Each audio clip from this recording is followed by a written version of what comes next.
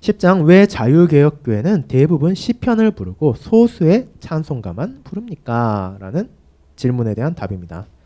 시편은 성경의 다른 부분들과 마찬가지로 성령의 감동으로 기록되었으며 모든 시대의 교회에 주어졌습니다.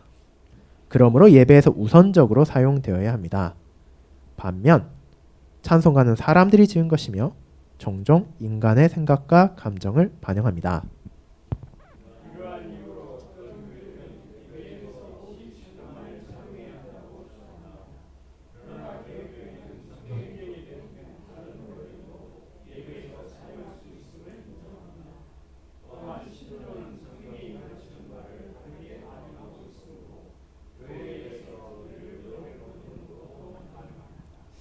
과거에는 많은 찬송가들이 교회에 도입되어 사용되었습니다.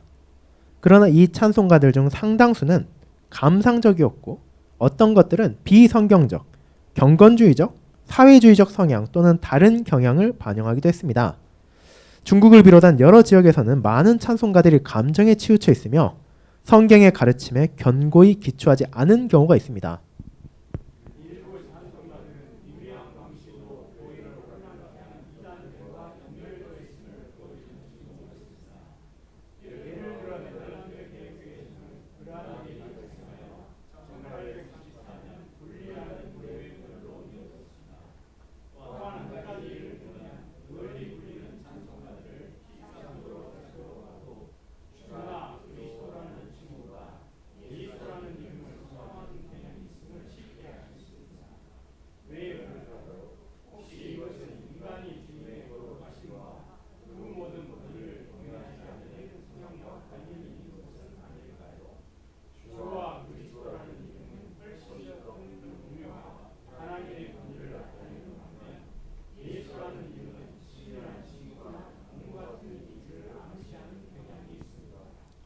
개혁교회는 찬송가가 많아지면 시편 찬송이 줄어들 것을 염려했습니다. 그러므로 교회들은 예배에서 제네바 시편 곡에 맞춘 시편 찬송을 우선으로 하고 제한된 수의 찬송가만을 사용하는 것에 합의했습니다.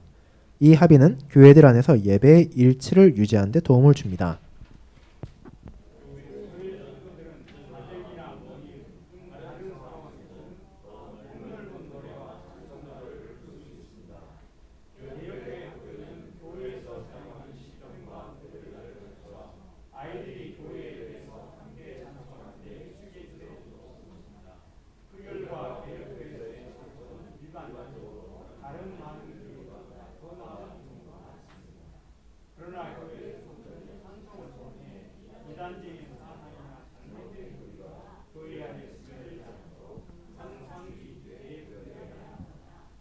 자, 이 부분 우리가 기쁘시게 할 목적으로 사실 다룬 적이 있는 내용이죠. 이건 훨씬 이제 압축적으로 간단하게 설명한 거긴 한데 말씀드린 것처럼 이 Y라는 책 왜 그런가요라는 책은 이제 호주 자유개혁교회에서 이제 선교적인 목적으로 이제 특별히 이제 중국 쪽에서 온 이제 개신교를 다니던 사람들이 자유개혁교회를 참여하고 나서 왜 다릅니까? 라고 질문했던 것들을 대표적인 질문들을 모아서 답변한 겁니다. 그 질문 중에 하나가 이거라는 거죠. 아니 왜 우리가 중국에서 불렀던 찬송 혹은 우리가 다른 교회에서 불렀던 찬송 부르지 않습니까? 왜 여기는 굳이 이렇게 찬송도 적고 시편을 그렇게 많이 부릅니까? 더 직설적으로 말하면 왜 유난 떱니까? 그냥 다른 데처럼 하면 안 됩니까? 라는 질문이 있다는 거죠. 그럼 왜 그런가? 그저 옛날부터 그렇게 불렀으니까 그런가? 라고 하면 그렇지는 않다는 거죠. 먼저 왜 시편에 중심을 두는가? 라고 하면은 성경의 다른 부분들과 마찬가지로 시편은 성령의 감동으로 주어진 것이기 때문입니다. 그리고 이 시편은 구약시대 성도들이 하나님을 예배할 때 쓰여진 찬송들이기도 합니다. 그렇기 때문에 우리가 사실 다른 많은 아름다운 찬송을 가지고 그것을 뭐 부를 수 있다 하더라도 이 시편만큼의 더 아름다움을 가질 수 없고 더 정확한 목적을 가질 수는 없다는 거죠. 그렇기 때문에 시편은 우리가 하나님과의 관계 안에서 하나님을 예배드릴 때 부를 수 있는 찬송으로 주어졌기에 거기에 중심을 두는 것은 마땅하다. 그리고 사실 이것은 개혁교회만이 아니라 장로교회 웨스트민스터 신앙고백서에서 동일하게 나타나 있는 부분이긴 합니다. 실제로 어떤 방식으로 지켜지냐는 이제 교단마다 차이가 있긴 한데, 자 그러면은 다른 찬송들은 어떠한가? 일단 여기에 나오죠. 우리도 알다시피 시편만 있는 게 아니라 분명히 찬송도 있어요. 찬송도 지금은 85장까지 저희가 포함되어 있는데 뭐 이게 더 늘어날 확률도 조금 있긴 있습니다. 지금 캐나다 교육교회 총회에서 다루어지는 거에 따르면은. 그럼에도 불구하고 왜 이렇게 제한적인가? 뭐 다른 데 찬송가 보면 뭐 500장, 600장 막 이렇게 찬송가 있고 그렇게 수없이 많은 찬송가들 그 중에서 골라 부르면 되지 않냐라고 할 수 있는데, 첫째로 우리가 이런 찬송책을 가지고 있을 때 이것은 그저 개인적인 시간에 부르는 게 아니죠. 공적인 예배에 부르기 위해 채택된 것들이고, 그렇기 때문에 그 내용이 공적인 예배에 적합해야 된다라는 것이 첫 번째입니다. 그래서 시편은 당연히 우리가 적합하다는 걸 알고 있고, 그 외의 찬송들 역시 아무 내용이나 다 포함할 수 있는 건 아니다라는 겁니다. 이 밑에 나온 것처럼 45쪽 아래쪽에 나와 있죠. 그 많은 찬송가들이 지금 교회에 도입되고 한국 교회도 찬송가 굉장히 많이 있는데 상당수는 감상적이고 말 그대로 사람의 감정을 끌어올리고 또 비성경적인 것도 있고 경건주의적인 것도 있고 사회주의적 성향도 있고 심지어는 알미니안주의적 성향을 가진 찬송들 많이 있습니다. 그런 게 교회들 안에서 많이 불리는 거죠. 근데 그런 찬송들이 말 그대로 알미니안 쪽인 교회에서 불리는 건 아무 문제가 없죠. 그 사람들은 그런 교리를 믿고 따르고 있으니까. 그런데 그런 찬송들이 개혁교회에서 불릴 수 있는가? 그런 교리를 받아들이지 않는 교회에서 무감각하게 부를 수 있는가? 당연히 그렇지 않다는 겁니다. 우리는 찬송 역시도 성경에 기초한 찬송을 불러야 된다. 왜냐하면 우리가 그것을 공적인 예배 시간에 부르고, 그것을 부른다는 것은 그냥 단순히 노래 하나 하는 게 아니라 그 찬송의 내용을 우리가 정말로 하나님께 바치고 고백하는 것이기 때문에 이것을 결코 가볍게 생각해서는 안 된다라는 것입니다. 물론 이제 제일 뒤에 나온 것처럼 이제 가정에서는 뭐 꼭 시편 찬송에 있는 이 안에 있는 찬송을 불러야 되냐? 꼭 그렇지는 않고 뭐 다른 찬송을 부를 수도 있겠죠. 이제 그럼에도 불구하고 시편 찬송을 왜 우리가 예배 시간에 부르는가? 왜 우리는 제한된 찬송을 가지고 있는가? 이 부분에 있어서는 그저 옛날부터 교육교회는 이렇게 해왔어요가 아니라 사실은 하나님과의 관계 안에서 그분께 합당한 찬양을 하기 위해서 그렇게 하고, 그리고 찬송을 늘리는 것에 있어서도 아무렇게나 그냥 이 찬송 요즘에 인기가 많으니까 우리도 불러보죠 라는 식이 아니라 어떤 찬송이 정말로 우리가 공적인 예배에 부를 수 있는지에 대해서 분명하게 검토를 하고, 그 내용이 정말로 타당하고 성경적일 때 이제 추가되는 식으로 이제 보충이 되고 있습니다. 그래서 당연히 교육교회 처음 온 사람들은 여기에 대해서 왜 찬송이 이렇게 다르지? 생각할 수 있지만 그게 그냥 하는 게 아니라 분명한 근거를 가지고 하고 있다는 것 우리가 기억해야겠습니다. 네, 이어지는 부분 11장 보도록 하겠습니다. 이번에는 세례 성례에 관한 부분입니다. 네, 제가 문제 읽고 또 첫 문단 읽도록 하겠습니다. 왜 아직 믿지 못하는 아기들에게 세례를 베풉니까? 라는 이 질문은 이제 장로교적 배경을 가진 사람은 아니고 이제 침례교 쪽 배경을 가진 사람들이 물어보는 거겠죠. 왜냐하면 그 사람들 같은 경우에는 유아 세례를 하지 않고 성인 세례만 존재하기 때문에 이런 질문을 하게 되는 겁니다. 세례를 통하여 주님은 우리가 그분께 속한 자임을 확증해 주십니다. 그러므로 이 복을 우리의 자녀들에게서 거두어가는 것은 옳지 않습니다. 세례의 참된 의미를 바르게 이해할 때 세례가 신자들과 그들의 자녀에게 주어진 풍성한 복임을 알게 됩니다.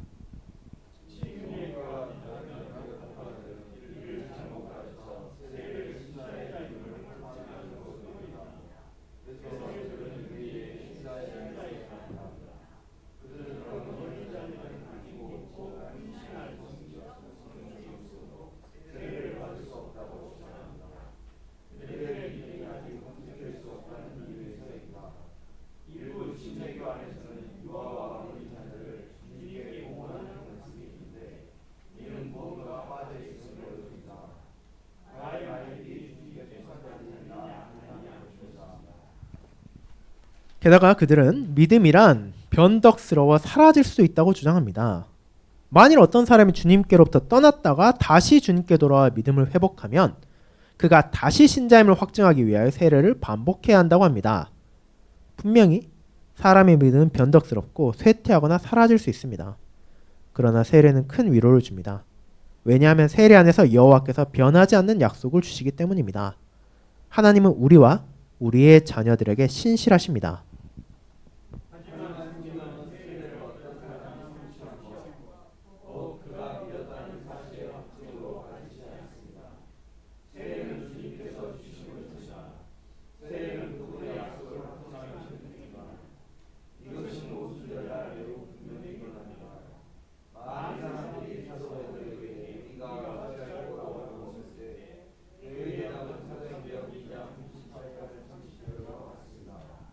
너희가 회개하여 각각 예수 그리스도의 이름으로 세례를 받고 죄 사함을 받으라. 그리하면 성령의 선물을 받으리니 이 약속은 너희와 너희 자녀와 모든 먼 데 사람 곧 주 우리 하나님이 얼마든지 부르시는 자들에게 하신 것이라.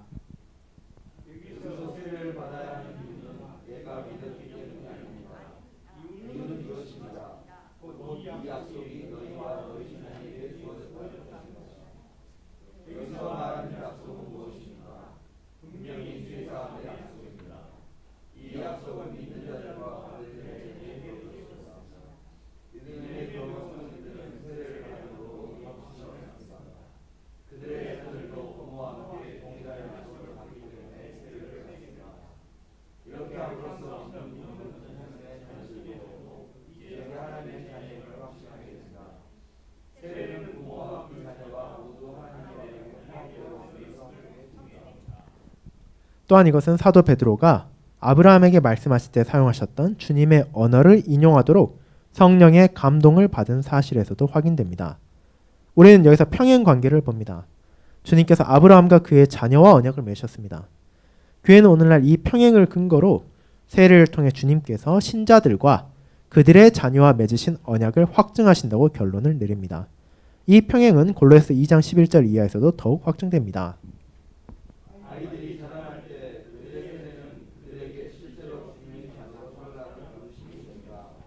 자, 그래서 이 세례에 대한 부분 사실 지금도 이제 장로교와 개혁교회 그리고 침례교를 가르는 가장 대표적인 차이로 남아 있는 거죠. 그래서 사실은 이제 그런 장로교, 개혁교회와 침례교의 차이, 대표적인 차이는 그 세례를 줄 때 말 그대로 몸을 물에 담그느냐 아니면 머리에 물을 뿌리냐 아닙니다. 이건 사실은 방식의 문제이고 뭐 장로교회나 개혁교회에서 여건만 된다면은 물을 말 그대로 담그는 방식으로 세례를 줘도 아무 문제가 없습니다. 이제 그런데 문제는 세례를 누구에게 주어야 되느냐라는 문제가 사실은 핵심입니다. 그래서 이제 침례교도 같은 경우에는 세례는 성인에게 주어야 된다. 예수님을 믿고 신앙을 고백한 사람만이 세례를 받을 수 있다. 그렇기 때문에 그 사람들은 어린 자녀에게는 세례를 주지 않죠. 왜냐하면 그 아이들이 아직 그 믿음을 바르게 알지 못하기 때문에 서로 그들이 그 믿음을 말했다 하더라도 자라나는 과정에서 성인이 되면 어떻게 할지 모르기 때문에 그 때까지는 기다리고 충분히 그 진리를 깨닫고 그 믿음을 고백한 후에 우리가 세례를 주어야 된다라고 말하지만 장로교나 개혁교회는 그렇지 않다. 이 세례라는 것이 결국 구약의 할례가 성취되어 이어진 것이기 때문에 그 당시에도 여기 나오죠. 창세기 17장 17절에 나온 것처럼 아브라함에게만 할례를 하라고 말한 게 아니라 너와 내 자녀들에게 할례를 하고 하십니다. 그리고 그들에게 속한 자들 다 마찬가지였죠. 그들에게 속한 자들도 어른 남성들만 할례를 하는 게 아니라 아이가 이후로도 아이가 태어나면은 할례를 주라고 명령하고 있습니다. 그리고 신약 시대에도 이 사도 베드로를 통해서 그와 같은 할례와 세례가 대칭 관계에 있다는 것을 보여주고 실제로 그 이후에도 보면은 어른들만 세례를 주는 게 아니라 그 가족이 세례를 받았다라는 표현들을 사용함을 통해서 예를 들어 루디와 그의 가족이 있고 또 간수와 그의 가족들이 있고 그런 식으로 세례가 성인에게만 주어지는 것이 아니라 그 당시에도 자녀들에게 주어졌다라는 것을 충분히 우리가 이해할 수 있는 방식으로 시행되었다. 그렇기 때문에 장로교나 개혁교회는 성인 세례만 주는 것이 아니라 유아 세례도 주고 있죠. 왜냐하면 하나님의 언약 관계를 그것이 표하고 인치기 때문에 그러하다라는 것입니다. 이 부분은 이제 앞에 나오는 이제 언약 부분 다시 한번 돌아보시면 조금 더 도움이 될 겁니다. 그럼 이제 12장 보도록 하겠습니다. 왜 자유개혁교회는 주일학교를 두지 않나요? 라는 겁니다. 이제 주일학교 많이 두죠. 이제 소위 말하는 썬데이 스쿨 해가지고 한국 교회들도 많이 주일학교 두는 경우가 있습니다. 뭐 이제 쉽게 말하면은 뭐 유아들 뭐 교회에 따라 조금씩 다르겠지만 뭐 초등학교 정도까지 뭐 나눠서 그 아이들 같은 경우에 예배를 함께 드리는 게 아니라 뭐 조금 더 뭐 즐거운 시간을 함께 보내고 뭐 찬양도 하고 뭐 성경도 뭐 얘기를 하고 하지만 이제 예배라기보다는 말 그대로 학교 같은 느낌으로 시간을 보내는 것들이 있는데 왜 개혁교회는 그런 주일학교를 두지 않습니까? 라는 질문에 대한 겁니다. 그럼 살펴보도록 하겠습니다. 자유개혁교회는 주일학교를 두지 않습니다. 그 이유는 여호와께서 우리 자녀들이 교회, 곧 하나님의 백성의 모임에 속한다고 가르치시기 때문입니다. 예배는 주님의 양떼가 함께 모이는 자리입니다. 주님의 양떼에 속한 사람은 모두 그곳에 있어야 합니다. 여기에는 남자와 여자뿐 아니라 어린아이들도 포함됩니다.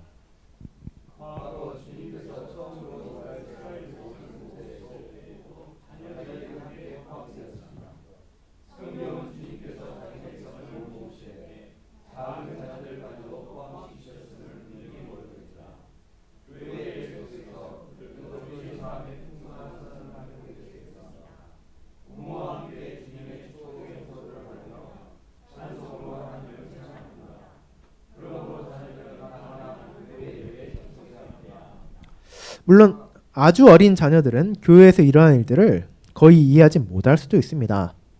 그러나 그들은 교회가 얼마나 중요한 곳인지를 배우게 됩니다. 자라면서 차츰 이해하게 될 것입니다. 교회에서 그들은 주님을 향한 존경을 배우고 그분의 말씀을 듣는 법을 익힙니다. 이로써 부모는 자녀들에게 주님의 양떼에 속한다는 특권을 가르칠 기회를 얻게 됩니다.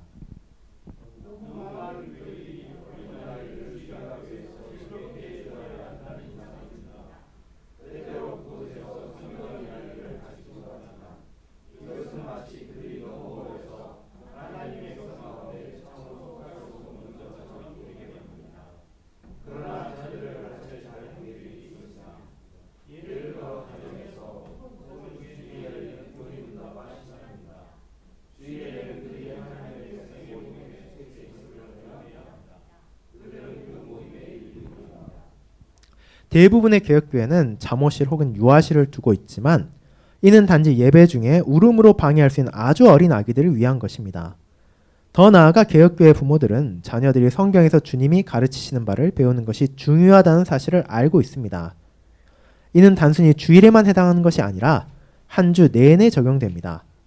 그러므로 개혁교회 부모들은 온 회중의 적극적인 도움과 지지를 받아 기독교 학교를 세우고 운영하기 위해 학교 협회를 조직하는 일이 장려되고 실제로 그렇게 하기도 합니다. 그래서 왜 주일학교 두지 않는가? 사실은 우리가 인간적인 생각을 하게 된다면은 나이에 따라서 구분하는 게 더 효율적이라고 생각할 수 있을 겁니다. 왜냐하면 우리가 아무래도 주일 뭐 다른 교회들 같은 경우 뭐 본예배가 나눠져 있고 뭐 이런 식으로 하는 교회들이 있는데 본예배를 과연 어린아이들이 듣고 이해할 수 있는가 따라올 수 있는가라고 생각하면 거기에 좀 물음표가 띄어지기 쉽죠. 예를 들어 뭐 여기도 뭐 주유치안이 있는데 이런 뭐 유치원 다니는 아이들이 예배 시간에 이루어진 모든 것을 다 이해할 수 있냐 하면 당연히 뭐 부모인 저도 그렇지는 않다라고 말할 수밖에 없을 겁니다. 아마 초등학교 저학년도 좀 쉽진 않을 수도 있고 뭐 초등학교 고학년쯤 되면 이제 자녀에 따라서 이제 많이 따라올 수 있을 텐데 아니 그럴 거면 굳이 함께 예배드릴 필요가 있냐? 좀 나눠가지고 아이들은 아이 수준에 맞는 것들을 배우고 우리는 우리 수준에 맞는 걸 하면 좋지 않냐?라고 생각할 수 있는데 그렇게 하지 않은 이유는 사실은 구약 시대부터 하나님께서 자기 백성들을 함께 부르셨기 때문입니다. 굳이 나이에 따라 분류하지 않고 혹은 뭐 다른 기준에 따라 분류하지 않고 그들이 함께 모여 하나님을 예배드리게 했다. 그리고 그 자녀들 역시 그렇게 공적인 예배에 참여하게 함으로써 그 예배가 무엇인지를 그리고 자기 부모들이 혹은 주변의 어른들이 어떻게 그 시간을 보내는지를 보고 배우는 거죠. 어릴 때부터 이 시간은 내가 뭐 떠들고 노는 시간이 아니구나. 이 시간은 정말로 경건한 시간이구나. 내가 잘 모르겠지만 그럼에도 이 부모님이나 혹은 뭐 목사님, 장로님 혹은 주변에 있는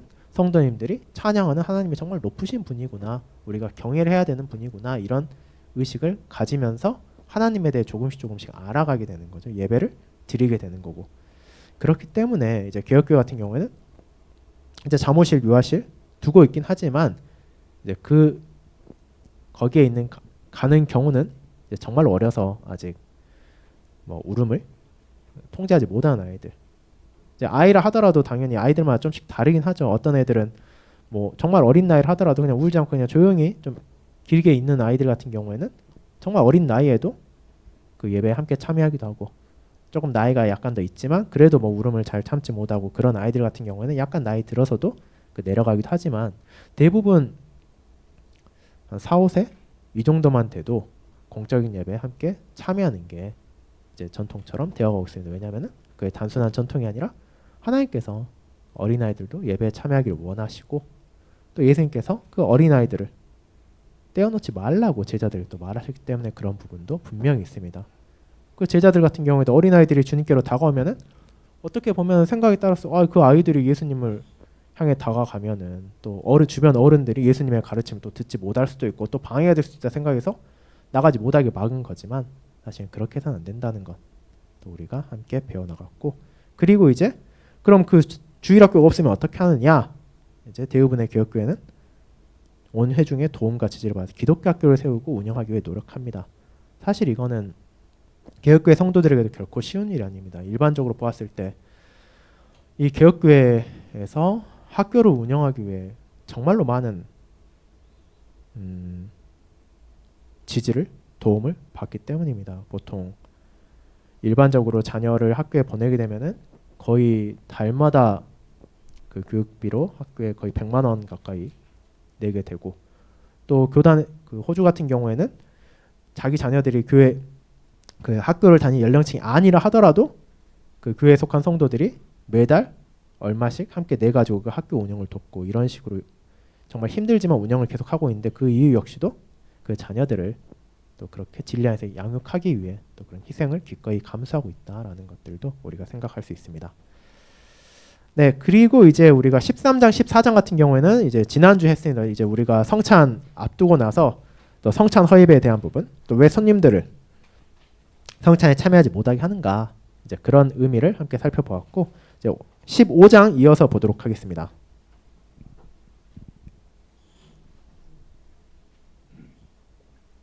네, 이 부분도 굉장히 첨예한 논란의 상황이 최근에 되고 있는 부분이죠. 이 부분 함께 보도록 하겠습니다. 15장, 왜 여러분은 여성 직분자를 두지 않습니까? 성경은 이 문제에 대해 매우 분명하게 말합니다. 디모데전서 2장 11절 12절은 이렇게 말합니다. 여자는 일체 순종함으로 조용히 배우라. 여자가 가르치는 것과 남자를 주관하는 것을 허락하지 아니하노니 오직 조용할지니라.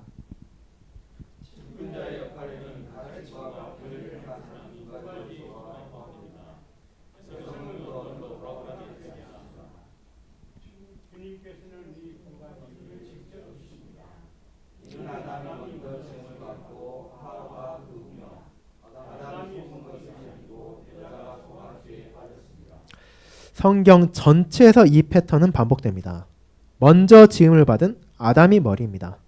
따라서 하와가 금지된 나무에서 먼저 먹었음에도 불구하고 주님께서는 아담에게 먼저 말씀하시고 아담에게 먼저 책임을 물으셨습니다.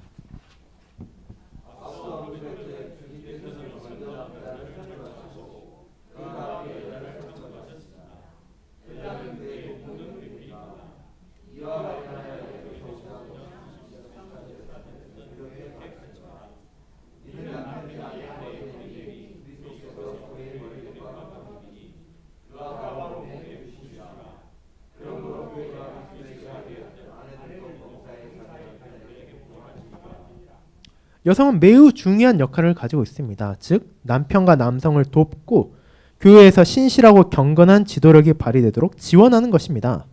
이 원리는 모든 삶의 영역에 적용됩니다. 남편은 가정에서 지도력을 발휘하고 남성은 사회와 교회에서 지도력을 행사해야 합니다.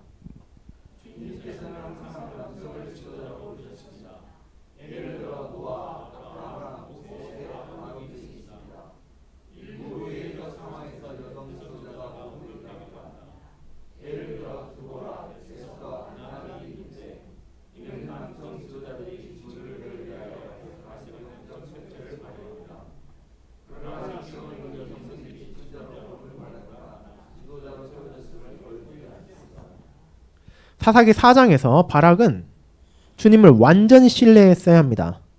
그가 드보라와 함께 전쟁에 가겠다고 한 것은 주님을 신뢰하지 못함을 보여줍니다. 그는 드보라가 목숨을 걸도록 요구했으며 이는 마치 인간 방패로 사용하려 한 것과 같습니다. 이런 상황에서 드보라는 승리의 영예가 여성에게 돌아갈 것이라고 예언하였습니다. 이는 남성들의 연약함과 믿음의 부족함을 드러내는 사건이었습니다.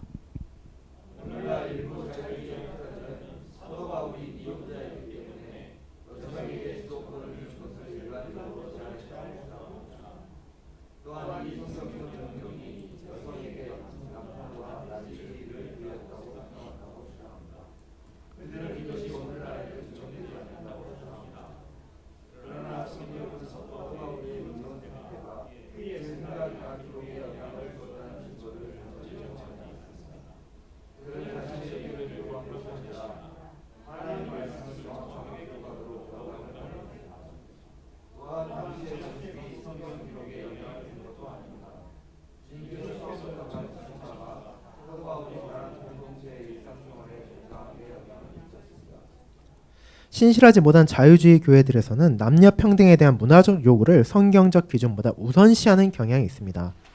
우리는 이에 저항해야 합니다. 또한 최근 일부 성경 번역에서 성중립적 언어를 도입하려는 시도는 원문에서 벗어난 기만적 변화입니다. 라는 겁니다. 자, 그래서 왜 여성 직분자를 두지 않는가? 이 부분 처음 말씀드린 것처럼 오늘날도 굉장히 첨예한 논란입니다.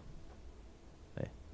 사실은 이게 얼마 지나지 않으면 논란이 안 될 확률이 높습니다. 왜냐하면 지금도 한국 교회 안에서 이미 대형 교단들에서 몇몇 교단은 여성 직분자를 진작부터 허용했고 여성 목사도 허용하는 데들이 있고, 그리고 지금 뭐 다른 그나마 허용하지 않는 교단들이 하더라도 그렇게 여성 직분자를 허용해야 된다. 이제 더 정확하게 말하자면 여성 강도권까지, 그러니까 여성 목사가 세워지고 또 그 여성 목사가 강단에서 설교하는 것까지도 허용해야 된다라는 주장이 계속해서 나오고 있기 때문에 그렇습니다. 자, 그런데 이걸 잘 생각해 보면은 과연 이게 성경을 연구하고 또 그동안 우리가 발견하지 못했던 어떤 진리를 파악해서 나타난 주장인가? 라고 생각해 보면은 사실은 그렇지 않죠. 이 뒷부분에 나오지만 이미 뭐 여성도 남성과 동등하다. 다른 사회의 일반적인 구성원으로서 그렇지만 교회에서도 마땅히 그러해야 한다라는 오늘날의 사회적인 생각과 주장이 교회 안에 파고들어서 그럼 어떻게 해야 여성 직분자가 세워질 수 있는가? 그럼 어떻게 여자가 강단에 설교할 수 있는가를 찾기 위한 주장을 성경에서 여기저기 빼가지고 근거를 대는 겁니다. 그래서 어떻게 보면은 이제 창조론과도 비슷한 경향이 있죠. 창조 오늘날 뭐 많은 교회들 뭐 유신론적 진화론을 말하기도 하고 아니면 그냥 말 그대로 진화론을 받아들이기도 하는데, 그런 데들도 성경에서 갑자기 예전에 발견하지 못한 것을 발견해서 그걸 말하는 게 아니라 과학적으로 보았을 때 진화가 거의 확실한 것 같으니 창조론은 잘못됐다. 그럼 어떻게 우리가 지금 이 진화에 대한 생각을 우리의 믿음을 버리지 않으면서 조화를 할 수 있을 것인가? 라는 걸 생각하면서 거기에 나온 답으로 나온 것들이 그런 것처럼 이 여성 직분자도 사실은 그런 방향이 있는 겁니다. 그래서 이걸 정말로 우리가 받아들여야 되는가? 실제로 많은 교회들,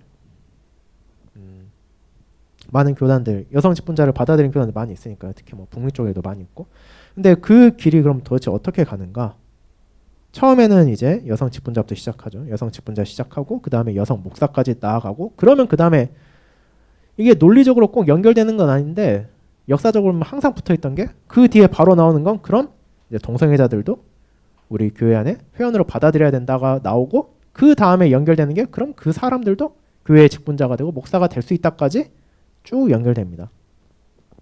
실제로 계속 그런 방향으로 이미 나아간 교회들도 많이 있고 나아가고 있는 교회들도 많이 있습니다. 근데 그것들이 그러면 정말로 성경적 근거를 둔 것인가 라고 하면 안타깝게도 그렇다기보다는 말 그대로 이제 사회의 압력이나 뭐 사회의 변화에 따라서 교회도 바꿔나가야 한다는 생각으로 이제 그런 방향이 이어지고 있는 거죠.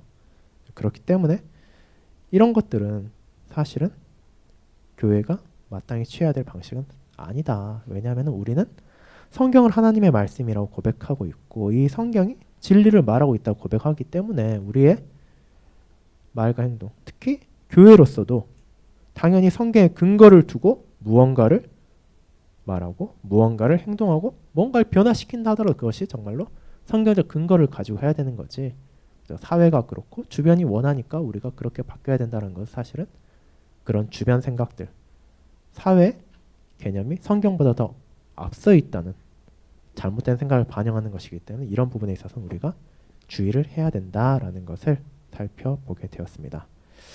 네, 오늘은 이제 15장까지 하고 이제 다음 번 수요 모임에서 이제 16장부터 이제 19장 다 마무리하도록 하겠습니다. 이제 벌써 거의 끝났습니다. 한 번 더 하면은 이거 잘 마무리할 수 있을 것 같고 그런 다음에 한 번 정도 전체 정리를 하고 이거 왜 그런가요는 마치도록 하겠습니다. 지금까지 보시면 아시겠지만 이 내용이 각 질문들도 사실 우리 교회도 충분히 뭐 손님들이 오시거나 하면 받을 수 있는 질문들이고 또 그에 대한 답변을 우리가 이렇게 할 수 있어야 되는가 하면은 그렇지 않은 부분도 있기 때문에 이 부분들 잘 돌아보시고 또 정리하셔서 또 우리 교회에 대해서 잘 설명하시고 또 답변할 수 있기를 바랍니다.